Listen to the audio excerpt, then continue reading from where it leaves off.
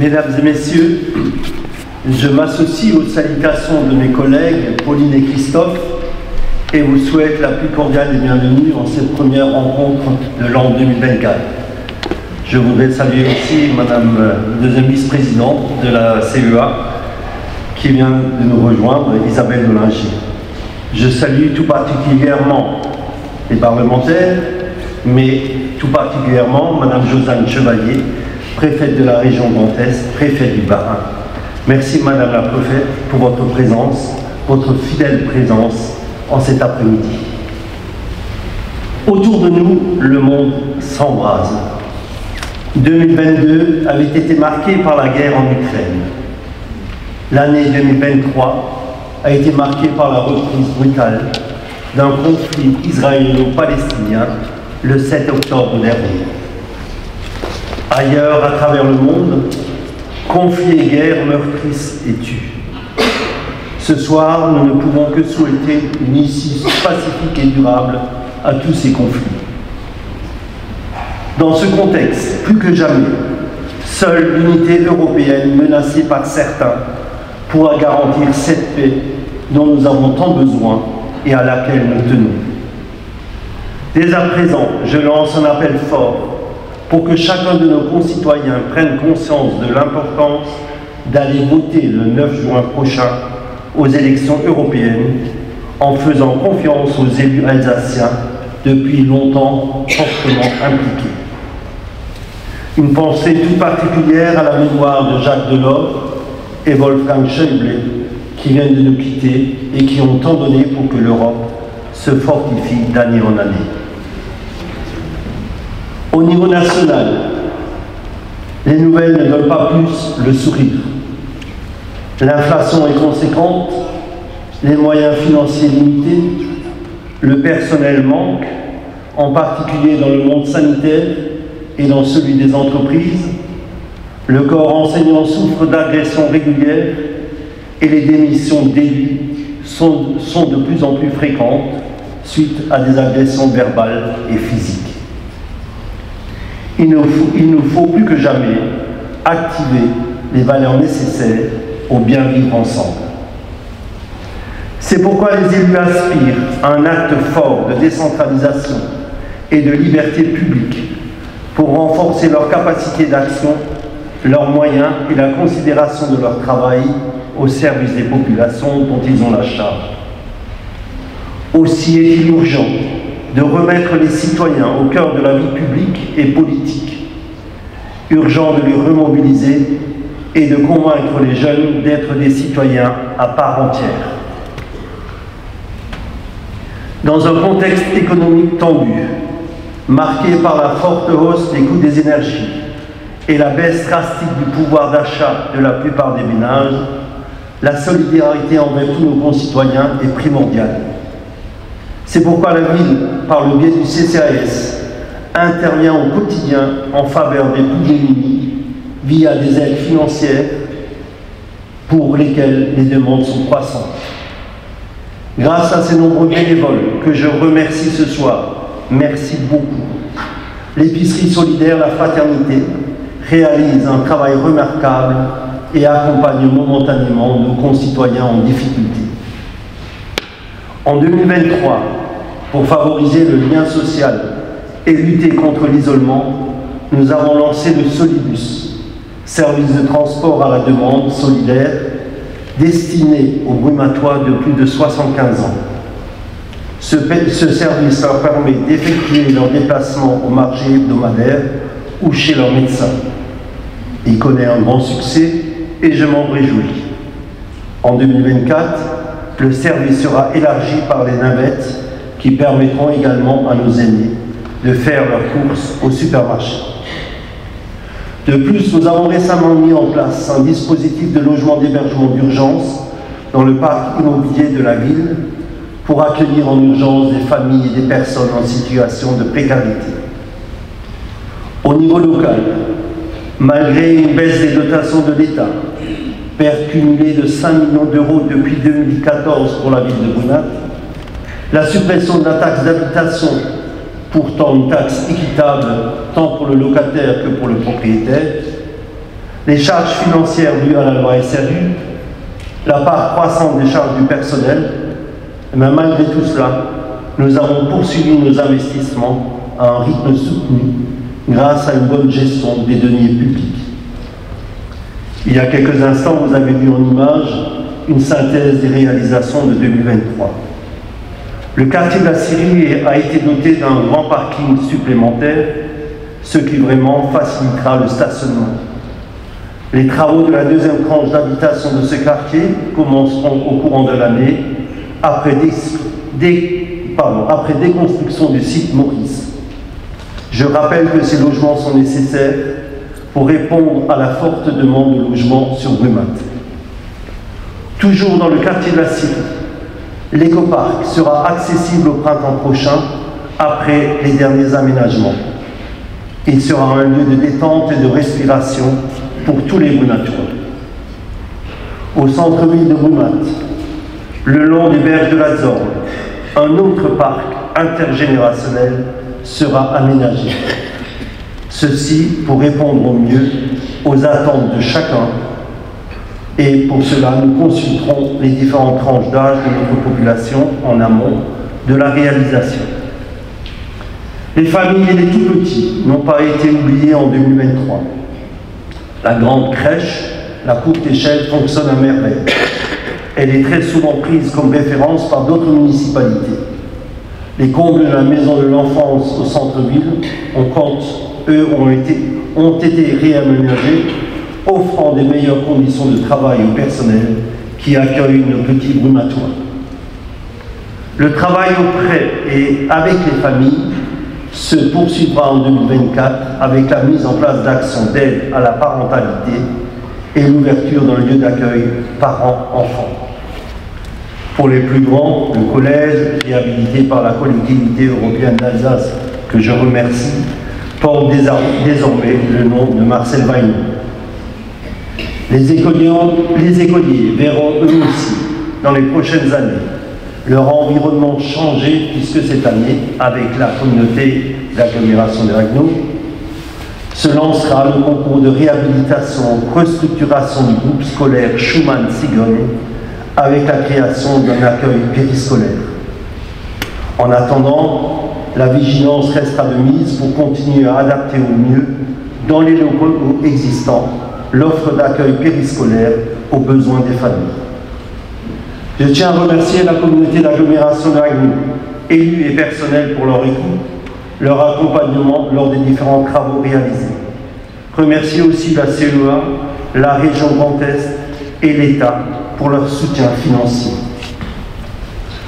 Dans un autre domaine, la ville s'est pleinement investie dans l'opération de revitalisation du territoire, communément appelée ORT, qui vise la redynamisation du centre-ville par la rénovation du tissu urbain, de son parc de logements, des locaux commerciaux et artisanaux, afin de créer une dynamique.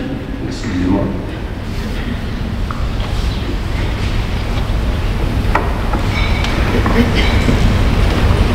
Elle s'est également inscrite dans 3 démarches incontournables. La Smart City, ou ville intelligente, qui œuvre pour que notre ville soit plus efficiente, plus sobre et plus attractive, que ce soit par déploiement de la fibre optique, dont l'installation s'est terminée cette année, du mobilier urbain adapté ou par des réseaux d'énergie et de transport optimisés. Concrètement, depuis quelques mois déjà, Brumat et vous, nom de l'application mobile mise en place, facilite la circulation des informations entre la ville et les citoyens. On peut entre autres y effectuer des démarches en ligne ou prendre connaissance des nombreuses manifestations organisées par la ville. La rénovation énergétique, financée par le biais de l'Intracting, est un autre sujet qui nous tient à cœur.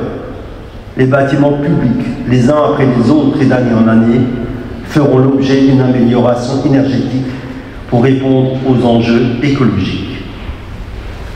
L'extension de notre système de vidéoprotection par 15 nouvelles caméras, stratégiquement réparties pour un travail de prévention, de dissuasion et de soutien aux enquêtes judiciaires. Ce système qui sera progressivement complété est un outil apprécié par notre police municipale et la gendarmerie nationale. En 2024, Brumath se dotera d'un conseil local de sécurité et de prévention de la délinquance, communément appelé le CLSPD, dont la mission est de réunir autour de la table les acteurs de la sécurité et de la prévention. Ce nouvel outil nous permettra de coordonner et d'évaluer les actions en faveur de tranquillité et de la sécurité de notre vie. J'en profite pour remercier la sécurité civile, la protection civile, le corps des sapeurs-pompiers, les services de police et la gendarmerie qui œuvrent très efficacement à nos côtés. Vous le savez, préserver notre environnement est un enjeu essentiel qui passe non seulement par de grandes décisions, mais aussi par de petits gestes quotidiens. Pour ceux qui n'ont pas la possibilité de composter chez eux, des bacs vont prochainement être implantés sur le banc communal par la CRH afin d'y collecter les biodéchets, c'est-à-dire les déchets alimentaires. Une première expérience de mise en place de ce type de collecteur place Victor Fischer a porté ses fruits. Un petit geste qui bouscule un peu nos habitudes, mais ô combien nécessaire, auquel je vous invite à participer assidûment. À la gare, les travaux d'accessibilité aux personnes à mobilité réduite ont commencé. Une restructuration des quais, un aménagement plus adapté pour la circulation des bus rythmo suivront. Les travaux de modernisation de ce qu'il convient désormais d'appeler le pôle d'échange multimodal, le PEM, se poursuivront et se termineront avec la réhabilitation du bâtiment voyageur. Les travaux des vestiaires au stade ont pris leur envol.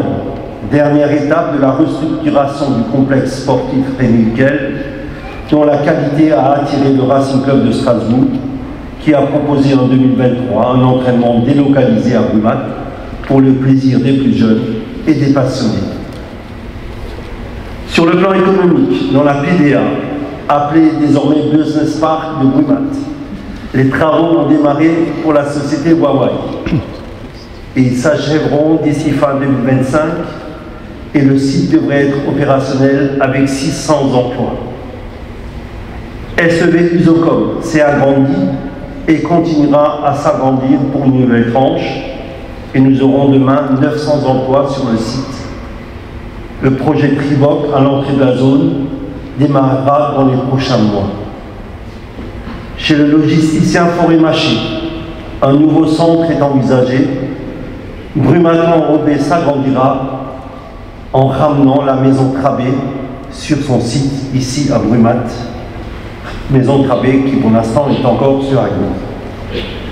À côté de la société Algeco, les anciens bâtiments BMW se démontent pour accueillir une belle entreprise. Dans la zone sud, une entreprise réservée au monde du bâtiment s'installera dans les locaux anciennement non machère, actuellement en pleine restauration.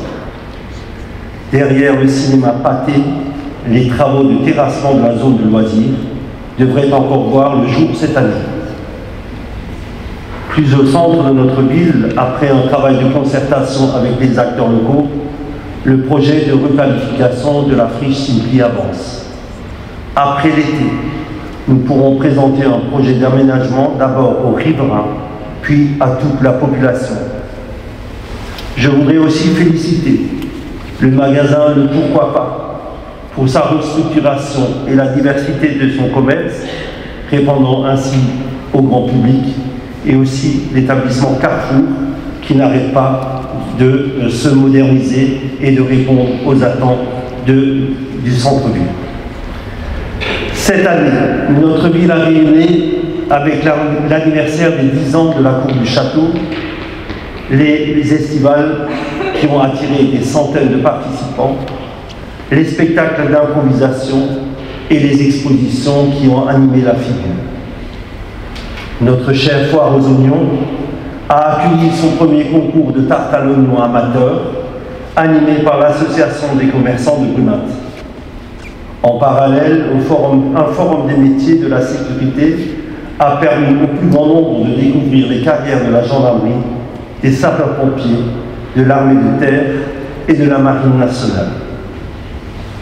Notre ville a aussi accueilli le Brumath Bike Festival au plan d'eau, événement sportif d'envergure internationale et une nouvelle course à pied s'inscrivant dans les manifestations régionales de l'Octobre Rose. La fin de l'année 2023, et plus particulièrement le mois de décembre, a lui aussi été riche en animation. Inauguration des lumières de Noël avec un feu d'artifice et des animations autour de la lumière avec notre partenaire Électricité de Strasbourg, marché de Noël, concert, chacun y a trouvé son bonheur. Ainsi, les travaux effectués, en cours ou à venir, l'implication des associations, des bénévoles, les animations régulières font et feront de notre ville une ville toujours plus agréable à vivre. Cela permettra à chacun, et notamment aux jeunes couples, de rester à Brumath en répondant au triptyque auquel je tiens depuis fort longtemps: emploi, logement, service. Cette année, vous l'avez vu, la France entière vivra la fête des Jeux Olympiques. Nous souhaitons de tout cœur que nos sportifs locaux de haut niveau y soient sélectionnés. La participation d'Océane Muller, qui est brumatoise, qui est parmi les meilleurs au niveau mondial au tir à la carabine, cette sélection est assurée. Nous attendons avec impatience la sélection d'autres athlètes. Baptiste Michler, qui était déjà sélectionné aux derniers Jeux Olympiques, mais aussi Solène Marcinski pour le Paralympique. Et nous souhaitons aussi une belle carrière à notre cycliste Thomas Rochelle, transplanté, qui fait partie des transplantés, qui a fait une médaille de bronze à Perth, en Australie, pour le tennis de table, et une 4e place pour le vélo. Il y en a qui sont là, je leur demanderai de se lever et on peut les applaudir.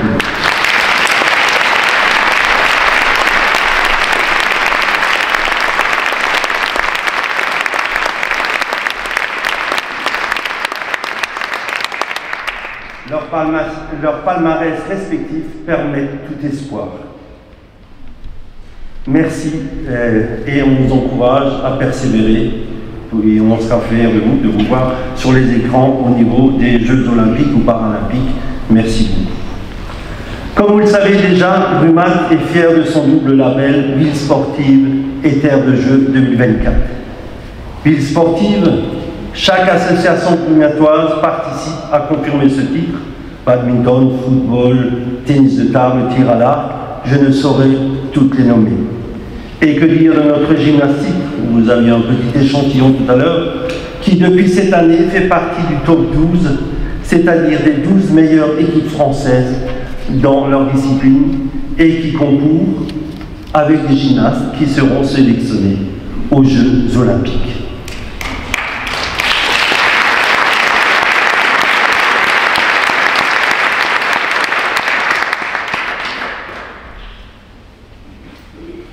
Dans l'esprit des Jeux Olympiques et pour renforcer nos liens avec notre ville jumelée d'Ingolfi, nous avons décidé d'organiser un temps fort du 21 au 23 juin prochain. Les sports olympiades, ou terme allemand, sport olympiade, ici à Brumath, avec des sportifs de nos deux communes. Quelques 50 sportifs de Dingolfing et sapeurs-pompiers viendront rencontrer leurs homologues brumatois en tennis de table, gymnastique, basketball, football, en escalade, sur un tout nouveau mur que vous avez vu tout à l'heure en image. Une très belle manifestation en perspective. Je vous l'assure, mesdames et messieurs, le dynamisme de notre ville ne s'arrête pas à ce qui vous a été présenté aujourd'hui. Mais je tiens à remercier encore une fois toutes celles et ceux qui œuvrent à nos côtés. Tout particulièrement cette année, les bénévoles qui permettent le bon fonctionnement du tout nouveau Solibus au service de notre population vieillissante, ceux de notre centre communal d'action sociale, Croix-Rouge, Épicerie solidaire, Banque alimentaire, Caritas espère au service des plus démunis, luttant ainsi contre l'isolement. Je remercie aussi le monde associatif et tous les bénévoles encadrants. Merci à ceux qui travaillent main dans la main avec la ville pour les décorations de Noël et de Pâques, ou encore ceux qui restaurent des infrastructures de la ville. Alors, si parmi vous, il y a des gens qui ont des talents de bricoleurs et qui ne savent pas comment passer leur temps, n'hésitez pas à venir nous rejoindre.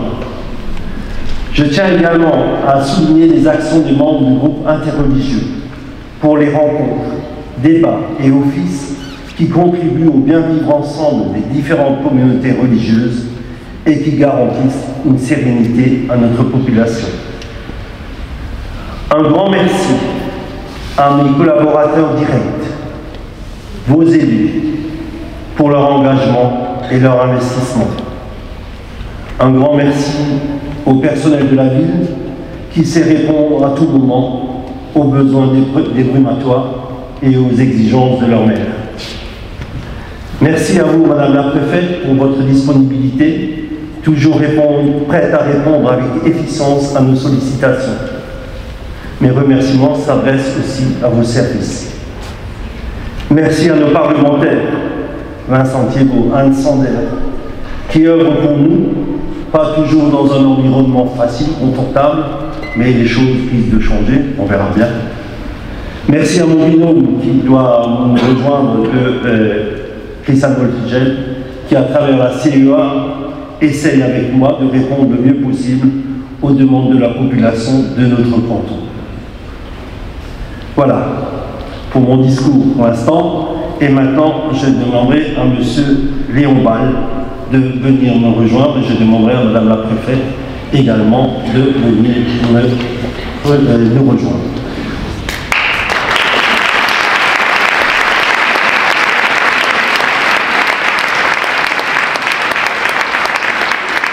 Alors, est-ce que le supplémentaire par hasard est là? Il est excusé. Très bien. Voilà. Alors, nous tenons aujourd'hui à honorer M. Léon Ball. Pour les intimes, pour les brumatoires, on appelle de par le lolo. Léon, je peux me le permettre, hein. On se connaît assez. Le remercier parce que il a beaucoup travaillé pour le bien de la population. Il s'est investi énormément. Alors je rappelle, il a été membre de l'Union départementale des affaires familiales pour la distribution alimentaire de septembre 1997 à fin 2018. Il faisait partie de la réserve communale de sécurité civile de 2006 à 2016. Il était vice-président de l'Association de souvenirs français de 2000 à 2005, avant de devenir son président de 2005 à 2020. Et il est aujourd'hui président honoraire de ce souvenir français. Merci Léo pour tout ce que vous avez fait et je voudrais laisser à Madame la Préfète l'honneur de décorer.